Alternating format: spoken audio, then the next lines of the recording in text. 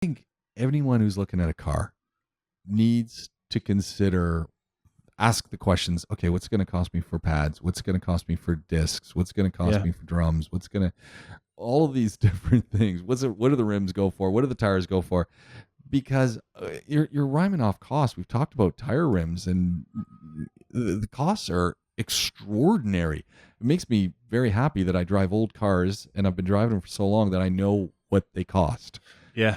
There's a lot to be said for that. When we inspected an Audi S6 yesterday, and before the customer he's got an SQ5 as well, but before he brought it in for an inspection, we explained to him, look, check the chassis number, make sure there's been no accidents that the current owner has denied, and check the service history. Everything was clear, so okay, now bring it in. We don't need to bring it in, Right. pay us $300 for inspecting the car, and then for us to say, well, it inspects okay, but the service history is incomplete. Don't